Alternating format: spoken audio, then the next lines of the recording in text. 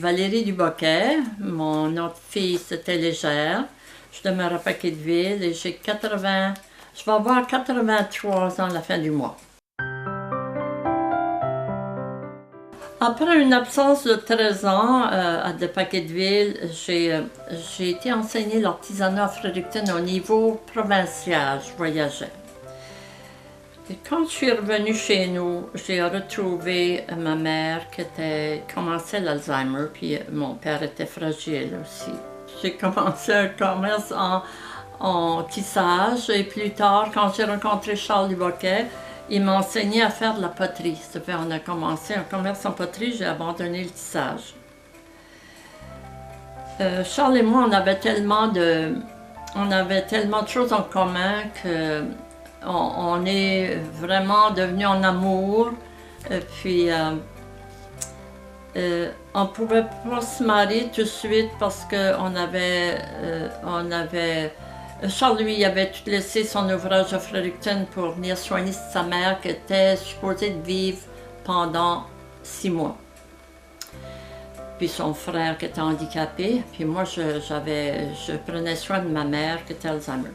Ça fait on a décidé d'attendre nos responsabilités seraient finies pour se marier. On a attendu 16 ans. Pendant ce temps-là, on s'écrivait des poèmes humoristiques pour se défouler. Parce qu'on se voyait de temps en temps, lui, il pouvait mieux laisser que moi. Puis, depuis une trentaine d'années, après ça, là, on avait composé de la musique de détente.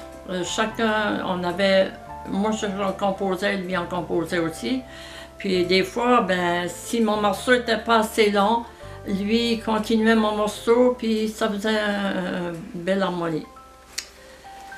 On a sorti des CD en 2005, 3 années consécutives. On a fait 3, puis ensuite 5 ans après, on en a fait un autre. C'est toute la musique instrumentale, puis les musiciens étaient David Boutin, Théo Brideau, Jean-Marie Benoît, qui ont fait des beaux arrangements musicaux. Les bénéfices allaient tout à des œuvres de bienfaisance. On écoulait nos produits au lancement et au marché de Tracadie, à tous les samedis de l'été.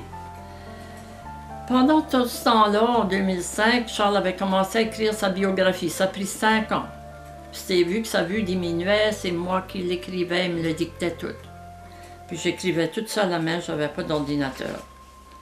Le titre, c'est « Ma plus grande victoire ». C'est une vie assez mouvementée. Il a vécu en France pendant la guerre et le reste. Mon mari est décédé il y a 2 ans et demi. Ça a été une grande perte dans ma vie.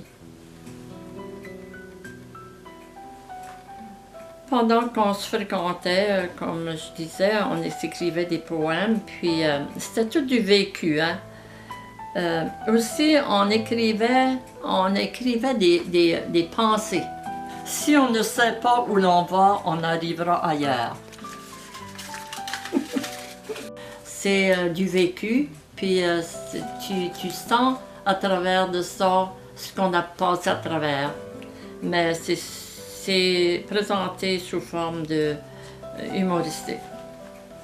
J'ai aussi composé, depuis une couple d'années, je travaille sur un monologue, c'est la mémoire.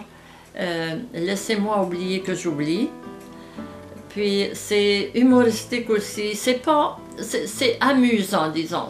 Comme mon frère Alfred Légère disait, en vieillissant, il y a de l'usure sur les pièces d'origine. Nos forces diminuent à mesure qu'on prend de l'âge, puis on n'est plus capable de faire autant de choses qu'on faisait avant qui demandent des forces physiques.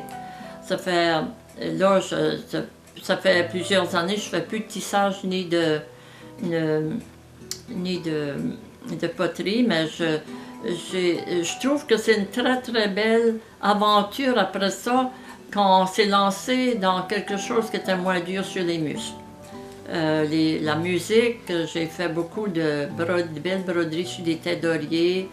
Je m'ai lancée dans les cartes avec des belles photos. C'est vraiment intéressant. Parce qu'après que mon mari est décédé, quelqu'un m'a dit, là tu vas assez t'occuper, tiens-toi occupé. Ça fait, c'est ça que j'ai fait, puis j'ai eu une grande force de passer à travers de tout ça, là. Je me cache pas que j'ai eu la force d'en haut pour tout faire aussi vite, tout ce que j'avais à faire. Puis j'ai eu la force de continuer avec toutes mes responsabilités. Mais en vieillissant, il faut vraiment s'occuper aussi pour ne pas s'ennuyer. Puis c'est pas juste faire quelque chose pour soi-même. On fait quelque chose pour soi-même, mais on fait quelque chose pour les autres, c'est encore plus de valeur dans notre vie. Tu sais, puis on fait quelque chose avec nos mains, avec nos dons, parce que c'est ça qui nous fait vivre. Puis aussi, je prends de l'aide pour pétrir mon pain, pour faire du ménage, quand j'en ai besoin. Je suis prête à me priver de d'autres choses, tu sais, pour rester chez nous. Je veux continuer à me nourrir de ma cuisine, puis de vivre heureuse chez moi jusqu'à la dernière goutte.